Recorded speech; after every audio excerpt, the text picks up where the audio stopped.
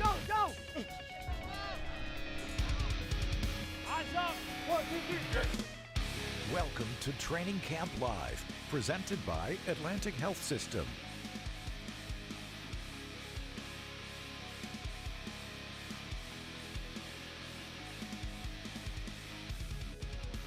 To Training Camp Live, presented by Atlantic Health System. Olivia Landis and Eric Allen inside BetMGM studio. And later on in the show, we will hear from team reporter Ethan Greenberg, as well as a special guest, NFL Network's Brian Baldinger. EA, we mentioned it in last week's show, but I'm finally here in the studio. I'm so excited not only to have football back, but to be inside this big, beautiful studio where we are able to bring you the most up-to-date news on the Jets. Everything looks good because I just looked at the field and I'm anxious to get outside because we were inside yesterday, inside the field house because there was some rain in Florham Park. But the studio, the BetMGM studio, is off the chart nice. State-of-the-art facility, and the grass outside looks tremendous. The Jets are entering a new phase of training camp today. Absolutely. And as we kick things off here on Training Camp Live, let's dive into today's headline presented by JetBlue. And just like every year, unfortunately, injuries are always part of the game. However, there is one particular group that has suffered a little early here in training camp, and that is wide receivers, EA. Yeah, no doubt about that. Denzel Mims, a second-round pick out of Baylor, he's been dealing with a nagging hamstring. Adam Gase talked about it yesterday, that everybody reacts a little bit differently when you have hamstring issues. And if you force the issue too much, then a guy comes back too early and he can be hurt for a while. So you don't want to do that with the rookie right now. So he is off on the sideline rehabbing. And the Jets had other injury news at the position. Vincent Smith, who started a number of games for the green and white last season, he's got a core issue. He's going to see a specialist. NFL rosters right now are at 80. So suddenly the Jets got very thin at the wide receiver position. So during practice Sunday, NFL Network reported that the Jets had come to an agreement with veteran wide receiver Chris Hogan. Of course, everybody in New Jersey familiar with that name because not only has Hogan played for every team in the AFC East once he puts on a Jets uniform, but he attended Monmouth. He's averaged 13.3 yards of reception over the course of his career. Last season, he was in Carolina with the Panthers, limited in action, went on injured reserve, but here is a guy who comes in and he's going to have to compete. The other thing is, with the pandemic right now, he won't sign a contract for a little bit because he's got to go through all the testing protocols even before he gets a physical. I think one thing to certainly keep in mind as well is that these players are being put in a condensed time frame because obviously because of the pandemic that is going on right now in the world. They were not able to start training camp when they were required to originally. So unfortunately, like you said, there have been some major injuries in the wide receiver group. However, hopefully they will be able to take some time and get ready before week 1, which is coming up soon. Now, one individual that will certainly be affected by some of these wide receiver injuries is going to be the man throwing them the ball, quarterback Sam Darnold. Now, he's not on the injured list, so we're not going to be talking about him getting injured. But what we are going to be talking about with Sam Darnold is the confidence level and the shift in energy that he has had in year 3. A lot of veterans that we've spoken to recently have talked positively about the young quarterback. Yeah, and let's go back to the wide receiver position while we're referring to Sam Darnold, because I think the play of camp so far, we're just 2 practices in that the media and then the internal content teams have been able to watch. But Sam Darnold hit Rashad Perryman yesterday for a 50-plus yard touchdown. Stepped up in the pocket, and Perryman just put the burners on, getting by the secondary, and the result was a touchdown. And I have to read a quote that Perryman said yesterday when asked about his new quarterback, about Sam Darnold. The touch that he has on the ball is unreal, Perryman said. It's so receiver-friendly. His personality and the way he's been able to take control of the room and the offense and the team, it's crazy. him being so reserved and laid back and still have that authority when it's time to go and let the bullets fly. He can take control of the room very easy. This is a different Sam Darnold in year 3. Absolutely, and not only did he mention that, but he said he is a receiver's dream. So to have that type of praise from a veteran wide receiver is one thing. But we've also heard from some of Sam Darnold's offensive linemen. We'll talk about Connor McGovern here in just a second. But I spoke with Greg Van Roten and Connor McGovern within the last few days, and they've all had things to say about Darnold's veteran presence. They said even though he's young and he is not quite a veteran, he has that veteran feel, and he did take some leadership. The other day, Connor McGovern was talking about how actually Sam Darnold spoke to an entire group and talked about the importance of winning. Yeah, and that just shows you where Sam Darnold's mindset is at right now. He's just a lot more comfortable. You think about it coming in, rookie year, of course, everything's new, and he kind of latched on to Josh McCown, the veteran presence. And then in year 2, Adam Gase was the new coach, so you had to learn a new language, new vocabulary, and everything, basically new system, so everything was a little bit slower. But now he's had a year in the system. Last year his numbers got better across the board, as we talked about. Gase has said, I start getting a play call ready and I get a couple words out of my mouth and Darnold just leaves and he goes to the huddle because he knows what's happening next. And also, we talked about it in the past, how he took that leadership role in the offseason during that virtual time when the Jets were getting together. He had the fellas go down to Florida and get together and go on the field and bond, and then on the field run routes, go over plays and things like that. But he's just, there's an aura about him that is different this training camp. Well, not only is Sam Darnold young and really getting some praise for his veteran presence, he's not the only young player on the field, however, who is making leaps and bounds on the field. So right now, let's go down to team reporter Ethan Greenberg, who has more on defensive lineman Quinnen Williams. Thanks, Liv. Yeah, I think a lot of Jets fans are eager to see what Quinnen Williams can bring in his second season. Remember, last year, played in 13 games, had 31 tackles and 2.5 sacks. And I spoke with defensive coordinator Greg Williams earlier this offseason. He said the ankle injury that held Quinnen Williams out of 3 games early on in the season, that's not an easy thing to come back from when you're a guy that's 300-plus pounds. And looking ahead to 2020, a couple things to remember here. One, Quinnen Williams is just 22 years old, still very young for an NFL player. And the second thing is that it really seems to have transformed his body. His trainer, Kevin Brown, over the offseason said that Quinnen Williams is looking to prove why he was selected number 3 overall in the 2019 draft. And with another year under his belt, knowing the system, knowing what Andre Carter and Greg Williams want from Quinnen Williams, I think that a lot of Jets fans are excited to see what he can bring and what he can add to this defense in year 2. Hey, are we talking about the defensive line rotation enough? Quinnen Williams last season, 13 games, Ethan, 2.5 sacks, and you talked about him dealing with that ankle injury. Looks like he's transformed his body in the offseason, but Steve McClendon is kind of the veteran philosopher, 34 years old, leading the way, but Lorenzo Fatukasi, he became one of the better run stuffers in the National Football League last season. Kyle Phillips was an undrafted free agent who contributed out of the gate.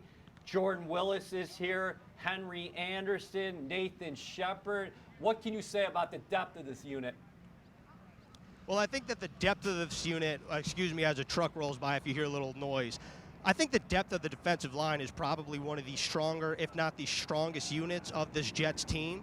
And I think that helps somebody like Quinnen Williams. When you have a healthy rotation of guys like you mentioned, EA, like Henry Anderson, Nathan Shepard, Steve McClendon, Lorenzo Fatukasi, that keeps fresh legs all around, especially for a young guy like Quinnen Williams. I think that maybe it's not something that a lot of fans or frankly that we talk about a lot, but I do think it is the strength of this team. And remember, this was a defensive line that ranked number 2 in the NFL in run defense, and they didn't really lose any players. So I think that they're primed for another big season, especially if Quinnen Williams can improve from his rookie season.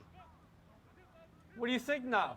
The braces are off, and he was pushing SUVs in the offseason. I know he's still a young kid at 22 years old, but he's taking the next step a little bit, don't you think? Absolutely. I think that he's somebody that if you followed his Instagram page over the course of the offseason, he's really dedicated himself in the weight room. We talk about Le'Veon Bell a lot, how he has 4% body fat, how he's transformed his body. But I think Quinnen Williams, same thing. And the pads are on today. I'm sure he's excited to finally be able to hit somebody. And I think that what Adam Gase said the other day is really telling. He said when he's spoken to Quinnen, only a couple times since they've all reported back for training camp, but Quinnen Williams isn't interested in talking. He's interested in going about his job, doing what he needs to do, and showing what he can do, proving, like I said earlier, why he was selected number 3 overall here between the right lines. Well, thank you, Ethan, for that on-field update. We really appreciate it. We'll hear a little bit more from Ethan Greenberg later on in the show. But now it is time for the training camp injury update presented by Atlantic Health System.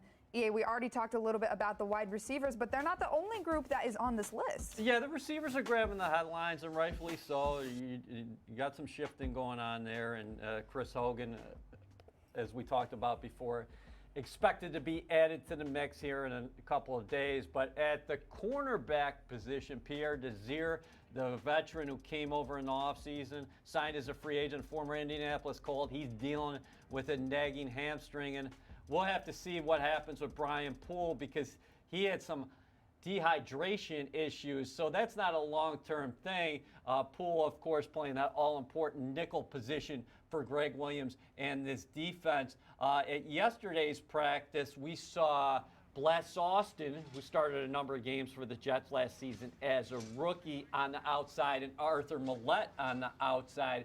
And when the Jets went to their nickel look, you had Millette move inside, and actually Nate Hairston, another former Colt, move outside. So the cornerback position is something we're going to be tracking throughout all of training camp. You just saw Bless Austin run by the screen there, number 31, because a lot of competition there, and the Jets' totally new look compared to opening day last season, 2019. Trumaine Johnson was starting with Darryl Roberts. So Joe Douglas is doing some work in that secondary, and we think about the safeties, but of course the cornerback position, I expect that to be a heated battle throughout camp. Who are going to be the guys outside? The great thing about Poole is he can do a lot of things for you, and Greg Williams said last year, sometimes he's outside corner, sometimes he's inside corner, sometimes he's playing linebacker. Now, we already mentioned, besides the injuries, we mentioned some of the younger players who are trying to make their spot on this team and really get a foot on the field. However, what about some of the veterans that we've been talking about? Frank Gore, running back, who is in his 16th season in the NFL. He's already played for Adam Gase back when he played in Miami with Gase. But Gase loves this running back. And he mentioned how the other day he saw Le'Veon Bell and Frank Gore talking on the field, and he said he loved to see it. Culture, culture, culture. Here's a guy who comes over, and he has played in Adam Gase's system before a couple times, but 37 years old, and Sunday, Gase said, you can see why the guy's still playing. He runs out there the first day like it's the first time he's practiced in the National Football League. The man with the colorful gloves right there, Frank Gore, he loves football. He loves the grind. He loves to be out there with his teammates. And he joins a backfield that will feature Le'Veon Bell and added LaMichael Pirine to the mix. But this guy is such a tremendous influence for younger players inside that locker room. And also he has a system familiarity. And oh, by the way, he played very well with the Buffalo Bills last season. So when Le'Veon Bell needs any kind of rest, Frank Gore still can carry the rock. Ethan mentioned depth at defensive line, but what about the depth at this running back group? When you look at Frank Gore with 16 years of NFL experience, Le'Veon Bell, who is in his 7th season, and then obviously the rookie. Why is it so important to have veterans like that and that kind of depth at the running back group? Well, Le'Veon Bell is definitely the number one guy, and he's come to camp, as we talked about it a number of times here, in tremendous shape. 4% body fat. He wants to play at about 210 to 215 pounds, and I think he's going to benefit from that reconfigured offensive line. But behind him last year were Bilal Powell and Ty Montgomery. So you just mentioned, is a great point, is that Frank Gore, he still can run it hard between those tackles. And then LaMichael Pirine, he's going to have to contribute on special teams immediately. Yes, he might get some offensive run, but when you have guys like Le'Veon Bell and Frank Gore and you're a rookie, you're not going to play a ton early on in the offensive backfield. The thing that Gase wants to do with Le'Veon Bell is keep him fresh for 16-plus games. And Le'Veon Bell said, I love Adam Gase. I like the way he's approaching things. The Jets just have to figure out the best way of using him, and that means moving him around. Sometimes you're going to move him outside as a receiver. Sometimes he's going to be in the backfield. Sometimes he could go and play in the slot. There's just so many things he can do. It's like having an extra receiver out there. But the bread and butter, Sam Darnold said, is that Le'Veon Bell, the best thing he does is run the football. But Gore is a guy who you're going to trust running the rock as well, and he's going to contribute here. I spoke a little bit about running back Le'Veon Bell the other day on Friday's live show, and something super interesting about Le'Veon Bell is, when he took to Twitter, he mentioned he has not even played his best football yet. When you think about a veteran who did take a year off and then came back last year after a year off, he's in his 7th season. And for a player like him to come in some of the best shape of his life, he already mentioned that he is at about 4% body fat. Why do you think his best football is still yet to come? Well, specifically with the Jets, I think his best football is yet to come because I think the offensive line is just going to be a lot better than last year. And that's not a knock on the guys who were here previously.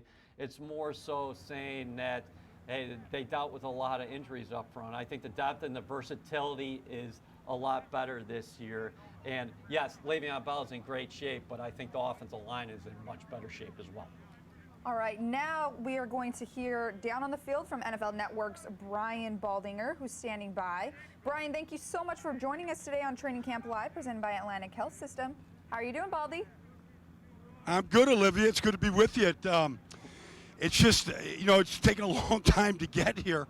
I didn't know that we were going to get here, but it feels good that we're here, and it looks, in a very odd, strange off-season and summer. It looks like the way it's supposed to look on the first day of full pads. It's kind of reassuring that things are being done the right way to get to this point. Absolutely. Now, Brian, obviously you played in the NFL for a very long time, and you've been covering the NFL for even longer. Now, when you think about this season, it's obviously been untraditional, to say the least. This approach, the players have had to practice in a condensed amount of time. From your perspective, what are some of the challenges of that? Well, you're not going to get preseason games, Olivia. They're going to have to find ways to get themselves into physical condition. There's one thing to go out there and run sprints and do the weights and all that, but football conditioning is completely different. The movements, you've got to build up the calluses to the hitting and the contact that's going to take place, September 13th against Buffalo. And so you're less than a month away without preseason games. So, players have to figure out, because I don't think it could just be the coaches. I think players have to figure out what works for them the way it has in the past. And they got to find ways to get that up to speed, because the speed on September 13th will be completely different than anything that you can assimilate in practice. All right, Baldy, let's talk about the offensive line. Let's talk about the guys that you love to talk about. Mekhi Becton, the number 11 overall selection in the draft. I've been saying for months, I think he is the highest ceiling of any offensive lineman who came out in April. What Adam Gase said yesterday after Sunday's practice, he is not swimming at all. So that's very encouraging. What do you expect from him early on? You just mentioned we're less than 4 weeks away from Jets-Bills in Buffalo. Do you think he'll be further ahead as far as his run blocking than Well, pass blocking. yeah, look, I mean, he lines up week 1 against Jerry Hughes, who can be a handful for anybody, and then Nick Bosa is a second test. I mean, mentally, he's going to get tested just the way he is physically because, I mean, he's going up against 2 extremely talented players. And maybe he gets help, maybe he doesn't get help. But how players respond when they do get beat, because they will get beat, can you learn from it? Can you stop your head from swimming? Can you regain your confidence if something bad happens in a game, especially early in a game? I mean, those are kind of some of the things that we may not know about Mekhi, as we get ready for this thing, because those are elite players. Nick Bosa may be the best pure pass-rushing defensive end in this league right now, the way he played last year in the family stock that he comes from. And Jerry Hughes been doing it for a long time. So those are some of the things that you might not find out yet, but just being around him a little bit so far this offseason, I like his mentality.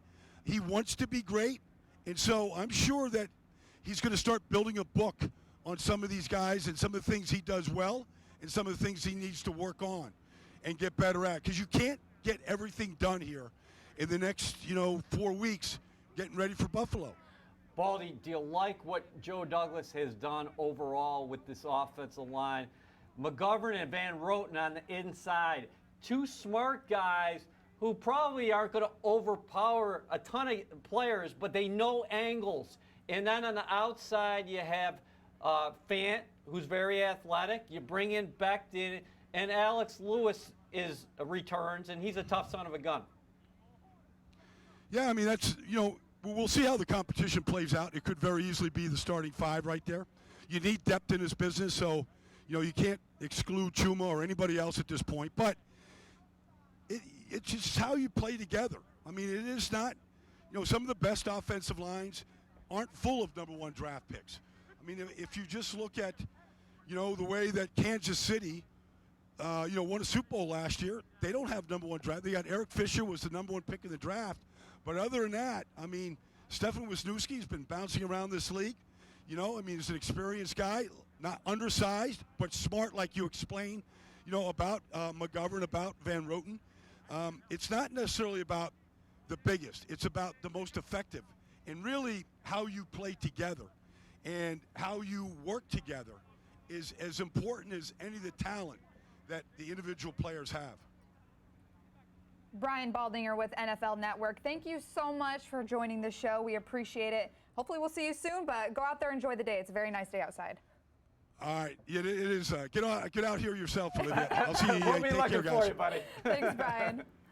All right, so some great insight from Brian Baldinger from NFL Network. Now, let's switch gears a little bit. One storyline this offseason that was absolutely having everybody's heads turn was the trade with Jamal Adams that Joe Douglas initiated with the Seahawks. In exchange, the Jets received 3 picks, 2 of which were first-round picks, as well as safety Bradley McDougald.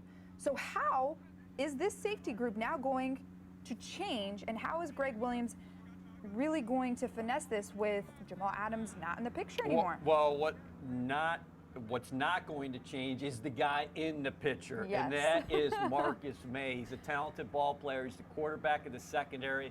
He's one of the smartest players on the defense. Denard Wilson, we see him right out there with the mask as well. The thing about Marcus May last year, Denard Wilson said he was one of the better players on the defensive unit over the last half of last season. You see both of those guys right now. There is Marcus May pointing signals out. You also see Ashton Davis as well. He is taking that walk-on mentality he had at California. Highly versatile, athletic player. So if he's ready for it, if he can handle it mentally, he could be involved in 3 safety packages. The guy who has made quite a favorable early impression, Bradley McDougald, coming over in that Seattle trade with the trade for Jamal Adams. McDougald, a veteran in the National Football League, a guy who Arthur Millette said the other day that, hey, he was teaching me new things that I didn't know about, just things that I could quickly identify, just some keys for me and things like that. So the 3 safeties, at the top of the depth chart. Marcus May, Bradley McDougald, and then, of course, the rookie, Ashton Davis. And May said that we're not going to change our approach at all without Jamal Adams. We're going to have the same energy and the same aggressiveness. And we know that we can expect a lot from defensive coordinator Quinnen Williams, as he dealt with a lot of adversity last season, a lot of injuries, a lot of players that had to become out. But it's okay because we saw him really mix some things up. We're going to now switch gears one more time and bring everyone in. So Ethan Greenberg is going to join the show one more time. We're going to run our own version of a hurry-up offense. I'm going to ask each of us 3 different questions, 2 minutes on the clock for each question. You guys ready? Let's roll. I'm ready. All right, we're going to go with EA first. And the first question is, which Jets wide receiver is flying under the radar? Start the clock. Okay, so you could go in any number of directions, but I'm gonna go with rookie, the rookie out of Georgia. We're gonna go in the direction of Cager, because I thought about Crowder, I thought about Jeff Smith, because Crowder doesn't get enough love. He's just a guy who just comes out and catches the ball all the time. He's probably going to lead this team in receiving yards again. Going to get in the end zone. He's one of the favorite targets. One of the favorite targets is Sam Darnold. But let's go with Cager, a rookie out of Georgia, a transfer from Miami, 6'5". Ethan and I were watching him on the field yesterday, and we were just like, wow, this guy is a monster, big guy. The key for him is going to see, hey, can you carve a role on special teams? But he's the guy that I'm going to keep my eye out on here in training camp. All right, Ethan, we're already down 1 minute. Okay, wow. Okay, I'm going with Jeff Smith, and I know that he's gotten some extra run with the first team lately, but he's an intriguing prospect to me. A former quarterback in high school and college, Brashad Perriman, said that he runs smooth routes, and I think that the knowledge of the offense that he has, being on the practice squad all of last season, really helps him in this situation right now with the injuries on the outside. I'm paying attention to Jeff Smith. He found a practice squad spot after being hurt of all training camp and preseason last season. Keep your eyes on number 16.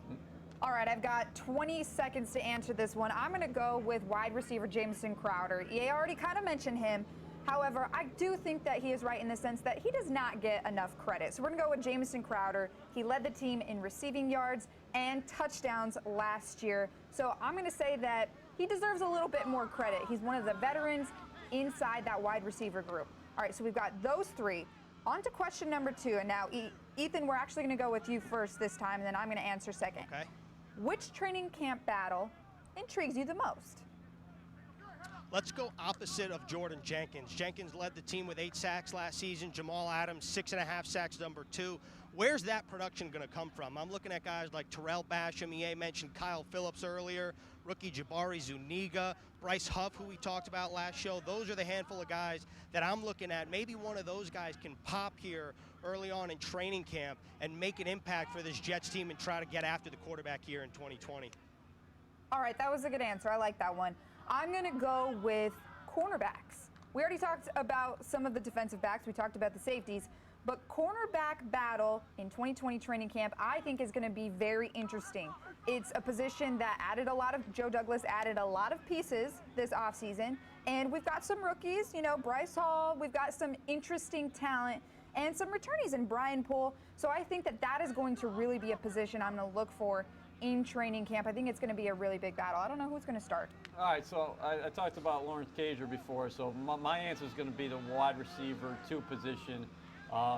Cager's the kind of guy under the radar here at camp who's going to try to put his best foot forward and make this team. But you have Brashad Perriman, you have Jamison Crowder. Those guys are going to start for you.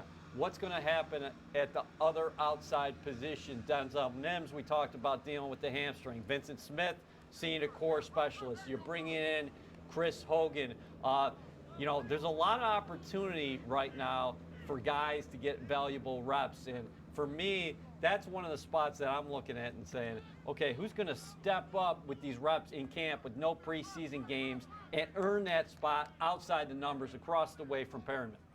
Unfortunately, that is all the time that we have today on Hurry Up Offense. We will be doing this again, however, Ethan, thank you so much for your input and your time. That's all the time we have today on Training Camp Live, presented by Atlantic Health System. We will be live again this week, however, on Wednesday. Eric Allen, Ethan Greenberg will be here to give you all the latest Jets coverage. Thanks for tuning in. We'll see you next week.